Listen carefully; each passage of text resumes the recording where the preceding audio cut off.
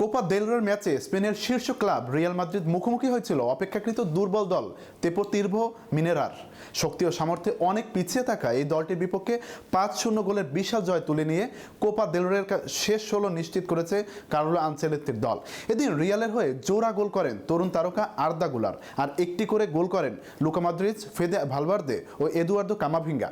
সোমবার 6 জানুয়ারি দিবাগত রাতে ম্যাচের শুরু থেকেই আক্রমণাত্মক ফুটবল খেলতে থাকে রিয়াল মাদ্রিদ। খেলা শুরুর মাত্র তৃতীয় মিনিটেই গোলের সুযোগ পান এন্দ্রিক, তবে তার শটটি দারুণভাবে ঠেকিয়ে দেন মিনেরা গোলরক্ষক ফ্রান্সিসকো মার্টিনেজ।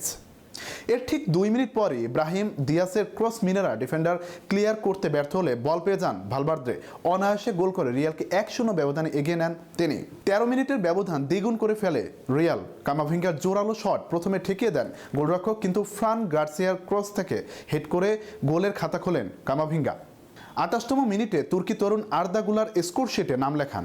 ভালভার্দের পাস পেয়ে শট নেন গুলার, যা মিনেরা ডিফেন্ডারের পায়ে লেগে দিক পরিবর্তন করে জালে জড়ায়। প্রথমার্ধই 3-0 গোলের লিড নিয়ে বিরতিতে যায় রিয়াল। বিরতির পরও আধিপত্য ধরে রাখে রিয়াল মাদ্রিদ। 62তম মিনিটে লুকা মদ্রিচের গোল রিয়ালের স্কোর লাইন 4-0 করে। এরপর আনচেলত্তি একসঙ্গে 4টি পরিবর্তন আনেন। বদলি হিসেবে মাঠে নামেন কিলিয়ান এমবাপ্পে ও ভিনিসিয়াস জুনিয়র, তবে তারা কয়েকটি ভালো সুযোগ পেলেও গোল করতে ব্যর্থ হন। 88তম মিনিটে নিজের দ্বিতীয় এবং দলের পঞ্চম গোলটি করেন আর্দা গুলার। ফ্রান গার্সিয়ার নিখুঁত ক্রসে গুলার এক নৌকায় বল জালে পাঠিয়ে ম্যাচে দারুণ পারফরমেন্স নিশ্চিত করেন। অবশেষে বড় জয় নিয়ে মাঠ ছাড়ে রিয়াল মাদ্রিদ, যা কোপা দেল রের শিরোপা জয়ের পথে তাদের আত্মবিশ্বাস আরও বাড়িয়ে দেবে।